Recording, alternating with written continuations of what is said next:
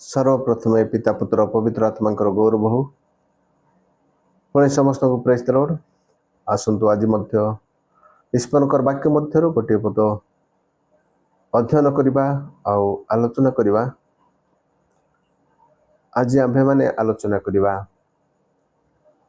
सदाप्रभु प्रतिपालक आंभ मानकर प्रिय पालक से आंभ मान को प्रतिपालन करुछंती। ए विषय अल्प समय आलोचना करवा। जहाँ लेखा जाए जिसाय पुस्तक ताहार 40 पर्व 11 पद। जिसाय 40:11 से मेष पालक परि अपना पल चराइबे, मेष छुआ मान को से अपना बाहुरे संग्रह करिवे और अपना बड़े से मान को बही नेबे आउ दुग्धदायिनी मान को धीरे धीरे चलाइबे। पठित वाक्य प्रभु आशीर्वाद करतु। प्रार्थना करबा। प्रिय प्रभु धन्यवाद दौछु वाक्य पाठ करने दियछ बुझिबु पालन करी तुम पवित्र आत्मा शक्ति प्रदान कर यीशु नाम मांगलु आमेन।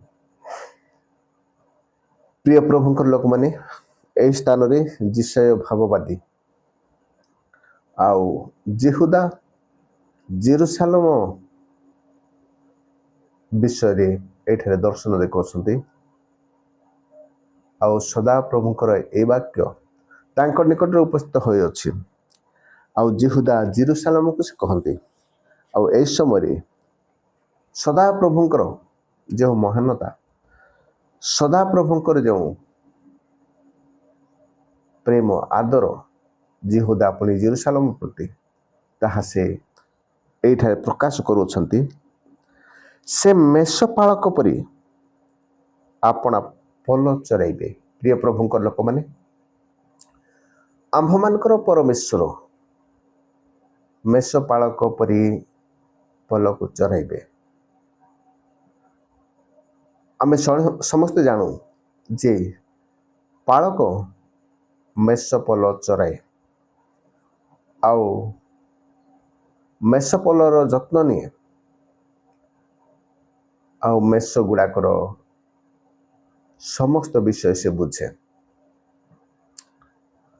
आंभ मानकर प्रभु से प्रकार कारण मेषपालक सबु समय मेष मानक विषय चिंता करे। मेष मानक विषय से भावे आउ मेष मानकर हृष्टपुष्ट खाद्य तांकर सुस्थ सबल ए समस्त विषय से चिंता करे। प्रिय प्रभुंकर लोक माने एठाने आमे देखुछु जे मेष माने कौन खाइबे से माने जानते नहीं। केउठारे खाइबे केते बेले खाइबे कि प्रकार खाइबे से मानकर ठारे आउ से माननको जणा नहीं। तेणु मेष पालक चिंता करिथाए जे मेष माननको केउ स्थान को निया जिवो केउ स्थान रे भल खाद्य से मानक निमंते अछि केउ स्थान रे से मानको जल मिलिबो आउ केउ स्थान रे विपद नहीं। एई समस्त विषय आउ मेष पालक भावी थाए चिंता करि थाए आउ मेष पलर जत्न नहीं थाए। प्रिय प्रभुंकर लोक माने आपनको मते आज पर्यंत सही परमेश्वर से प्रतिपालक आउ सबु समय सबु मुहूर्त रे से जगुछंती मेष मानकु चराइला भली आउ से आंभ मानकु चराउछंती। आउ जे प्रकार मेष पालक प्रति मुहूर्त प्रति समय आउ मेष मानक निमंते चिंता करे। जहाँ गीत संहिता 23 पर्व लेखा जाए सदा प्रभु मोहर प्रतिपालक मोहर अभाव हेब नहीं। तेणु एठारे दाऊद कहती सदा प्रभु जिते बड़े आम मानकर प्रतिपालक ଆଉ ଆମର ଅଭାବ ହେବ ନାହିଁ। ଆଉ ମେଷର କେବେ ଅଭାବ ହେବ ନାହିଁ ଯଦି ସଦାପ୍ରଭୁ ପ୍ରତିପାଳକ। ମେଷମାନଙ୍କର ପ୍ରତିପାଳକ ମେଷମାନଙ୍କର ଅଭାବ ହେବା ପାଇଁ ଦେବେ ନାହିଁ। ଆଉ ସବୁ ମୁହୂର୍ତ୍ତରେ ସବୁ ସମୟରେ ପ୍ରତିପାଳନ କରିବେ।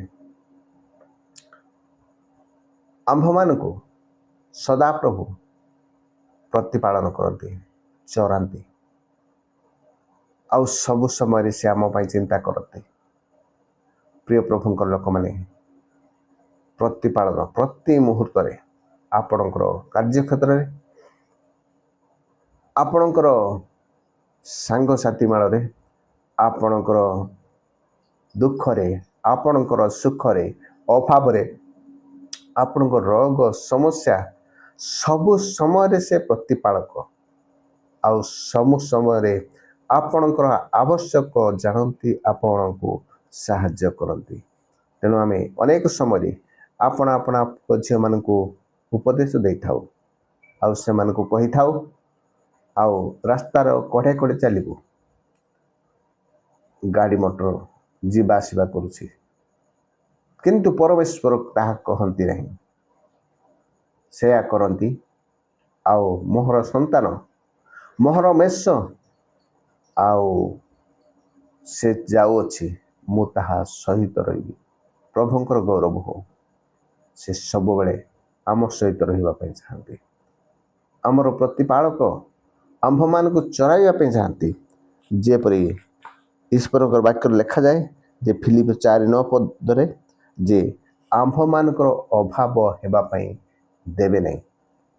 ଆମେ ଅନେକ ସମୟରେ ଭାବୁଅଛୁ ଆମ୍ଭମାନଙ୍କର ଅଭାବ ବିଷୟରେ। ତେଣୁ ପ୍ରଭୁ ଯେ ଆମମାନଙ୍କୁ ଦେଇଅଛନ୍ତି ଯଥେଷ୍ଟ।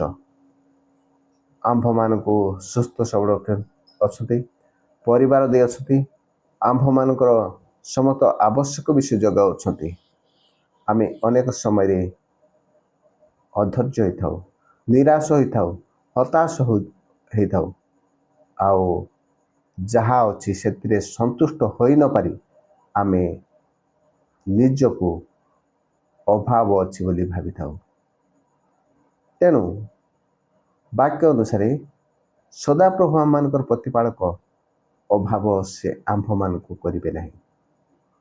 ପ୍ରିୟ ପ୍ରଭୁଙ୍କ ଲୋକ, ଆପଣମାନେ ମୁଁ ଆଉ ପ୍ରଭୁଙ୍କର ମେଷ। ବାକ୍ୟ ଅନୁସାରେ ଆଉ ଯୋହନ ପୁସ୍ତକରେ ଲେଖାଯାଏ 10:11 ସେ ଆପଣା ମେଷ ଗୁଡ଼ାକ ନିମନ୍ତେ ଜୀବନ ମଧ୍ୟ ଦିଅନ୍ତି। ପ୍ରଭୁଙ୍କର ଗୌରବ ହଉ। ସେ ଉତ୍ତମ ମେଷପାଳକ ଆପଣଙ୍କ ପାଇଁ, ମୋ ପାଇଁ ଆଉ ଜୀବନ ଦେଇଛନ୍ତି। ସେଇ ପ୍ରଭୁ, ସେ ଆମର ମେଷପାଳକ, ସେ ଆମର ପ୍ରତିପାଳକ, ସେ ଆମମାନଙ୍କୁ ଚରାଉଛନ୍ତି। ଆପଣ ଏବଂ ମୁଁ ଭୟ କରିବା ନାହିଁ, ନିରାଶ ହେବା ନାହିଁ, ହତାଶ ହେବା ନାହିଁ। ଆଉ ପ୍ରଭୁ ଆପଣଙ୍କୁ ମୋତେ ଆଜି କହୁଛନ୍ତି, ଆଉ କେବେ ମଧ୍ୟ ଆମ୍ଭମାନଙ୍କର ଅଭାବ କରିବେ ନାହିଁ। ଆଉ ପ୍ରଭୁ ସବୁବେଳେ ଆମ ପାଇଁ ଚିନ୍ତା କରନ୍ତି। ପ୍ରଭୁ ଆମ ସମସ୍ତଙ୍କୁ ଆଶୀର୍ବାଦ କରନ୍ତୁ। ଏ ବାକ୍ୟ ଅନୁସାରେ ଆମ୍ଭେମାନେ ସବୁ ମୁହୂର୍ତ୍ତରେ, ସବୁ ସମୟରେ ଯେଉଁ ପ୍ରତିପାଳକ ସେ ଚରାଉଛନ୍ତି, ଆଉ ସେ ମେଷମାନଙ୍କୁ ବାକ୍ୟ ଅନୁସାରେ ଆପଣା ବାହୁରେ ସଂଗ୍ରହ କରନ୍ତି, ଆଉ ଆପଣା କଳରେ ସେମାନଙ୍କୁ ବୋହି ନିଅନ୍ତି, ଆଉ ଦୁଗ୍ଧ ଦାଇନୀମାନଙ୍କୁ ଧୀରେ ଧୀରେ ଚଲାନ୍ତି। ଆମ୍ଭମାନଙ୍କର କେତେ ପ୍ରେମ, ଆମ୍ଭମାନଙ୍କ ପ୍ରତି କେତେ ପ୍ରେମ, କେତେ ଆଦର, ଆଉ ତାଙ୍କର ମହାନତା, ଆଉ ସଦାପ୍ରଭୁଙ୍କର ମହାନତା ଏଠି ପ୍ରକାଶ ପାଉଛି। ଆମ୍ଭମାନଙ୍କର ପ୍ରତି ତାହାଙ୍କର ଆଉ କେତେ ଦରଜ, ଆମ୍ଭମାନଙ୍କର ପ୍ରତି ତାଙ୍କର କେତେ ସ୍ନେହ ଆଦର ଏଇଠାରେ ସେ ପ୍ରକାଶ କରୁଅଛନ୍ତି। ଆଉ ଯେହୁଦା ପୁଣି ଜେରୁସାଲେମକୁ କହୁଅଛନ୍ତି ଯେ ଆମ୍ଭେ ତୁମକୁ ଚରାଇବା, ନିଜର ବାହୁରେ ତୁମକୁ ବୋହି ନେବା ଏବଂ ଦୁଗ୍ଧଦାୟିନୀମାନଙ୍କୁ ଧୀରେ ଧୀରେ ଚରାଇବା। ପ୍ରିୟ ପ୍ରଭୁଙ୍କର ଲୋକମାନେ, ଏହି ବାକ୍ୟ ଅନୁସାରେ ଆମ୍ଭେମାନେ ସେହି ପରମେଶ୍ୱରଙ୍କୁ ଭରସା କରିବା, ଆଶା କରିବା, ବିଶ୍ୱାସ କରିବା, ତାଙ୍କ ଉପରେ ନିର୍ଭର କରିବା ଆଉ ତାଙ୍କଠାରେ ନିର୍ଭର କରି କୌଣସି ବ୍ୟକ୍ତି ଆଜି ପର୍ଯ୍ୟନ୍ତ ହତାଶ ନିରାଶ ହୋଇନାହିଁ। ଯେଉଁମାନେ ତାଙ୍କଠାରେ ନିର୍ଭର କରନ୍ତି, ପ୍ରଭୁ ସେମାନଙ୍କୁ ଆଶୀର୍ବାଦ କରନ୍ତି, ସେମାନଙ୍କର ମଙ୍ଗଳ କରନ୍ତି ଆଉ ଜାଗତିକ ଜୀବନରେ ପୁଣି ଆତ୍ମିକ ଜୀବନରେ ପ୍ରଭୁ ସେମାନଙ୍କର ଉନ୍ନତ କରନ୍ତି। ପ୍ରଭୁ ଆମ ସମସ୍ତଙ୍କୁ ଆଶୀର୍ବାଦ କରନ୍ତୁ। ଏହି ବାକ୍ୟ ଦେଇଅଛନ୍ତି। ଆମ୍ଭେମାନେ ଆଜି ବିଶ୍ୱାସ କରୁଅଛୁ ଯେ ସଦାପ୍ରଭୁ ଆମ୍ଭମାନଙ୍କୁ ଚରାଇବେ, ସଦାପ୍ରଭୁ ଆମ୍ଭମାନଙ୍କୁ ଆପଣା ବାହୁରେ ବୋହି ନେବେ, ସଦାପ୍ରଭୁ ଆମ୍ଭମାନଙ୍କୁ କଳରେ ନେବେ, ବାହୁରେ ସଂଗ୍ରହ କରିବେ, କଳରେ ବହି ନେବେ ଆଉ ଦୁଗ୍ଧ ଦାଇନୀ ମାନଙ୍କୁ ଧୀରେ ଧୀରେ ଚଳାଇବେ। ସେ ଧମକାଇବେ ନାହିଁ, ନିରନ୍ତର ସେ ଧମକାଇବେ ନାହିଁ। ସେ ଦୀର୍ଘ ସହିଷ୍ଣୁ ଅଟନ୍ତି, ନମ୍ରଚିତ, କ୍ରୋଧରେ ଧୀର, ଅତ୍ୟନ୍ତ ଦୟାଳୁ ପରମେଶ୍ୱର ଆମ୍ଭମାନଙ୍କୁ ଦୟା କରିଛନ୍ତି। ଏହି ବାକ୍ୟ ଅନୁସାରେ ସେହି ପରମେଶ୍ୱର ପ୍ରଭୁ ପରମେଶ୍ୱର ଆପଣଙ୍କୁ ମୋତେ ଆଶୀର୍ବାଦ କରନ୍ତୁ ଯେ ଆମ୍ଭମାନଙ୍କର ସଙ୍ଗେ ସଙ୍ଗେ ରହି ଆମ୍ଭମାନଙ୍କୁ ଚଲାଇବେ, ଆମ୍ଭମାନଙ୍କର ପ୍ରତିପାଳନ କରିବେ ଆଉ ଆପଣା ବାହୁରେ ସେ ଆମ୍ଭମାନଙ୍କୁ ସଂଗ୍ରହ କରିବେ, ଆପଣା କଳରେ ଆମ୍ଭମାନଙ୍କୁ ବୋହି ନେବେ, ପୁଣି ଦୁଗ୍ଧଦାୟିନୀ ମାନଙ୍କୁ ମଧ୍ୟ ଧୀରେ ଧୀରେ ଚଲାଇବେ। ଏହି ବାକ୍ୟ ଦେଇ ପ୍ରଭୁ ଆପଣଙ୍କୁ ମୋତେ ଆଶୀର୍ବାଦ କରନ୍ତୁ। ଏହି ବାକ୍ୟ ଅନୁସାରେ ସଦା ପ୍ରଭୁ ଉପରେ ଆମେ ନିର୍ଭର ରଖିବା। ଆମ୍ଭେମାନେ ଏହି ଜଗତରେ ବଞ୍ଚୁଅଛୁ, ଏହି ଜଗତରେ ଆଉ ତାଙ୍କର ଆଜ୍ଞା ପାଳନ କରୁ କରୁ ଅନନ୍ତ ଜୀବନ ଲାଭ କରିବା ଏବଂ ଆମେ ସମସ୍ତେ ସ୍ୱର୍ଗ ରାଜ୍ୟରେ ପ୍ରବେଶ କରିବା। ପଠିତ ବାକ୍ୟ, ଶ୍ରବଣ କରିଥିବା ବାକ୍ୟ ପାଳନ କରିବା ପାଇଁ ପ୍ରଭୁ ସାହାଯ୍ୟ କରି ଆତ୍ମା ପଠାଇ ସାହାଯ୍ୟ କରନ୍ତୁ। ଆମେନ୍।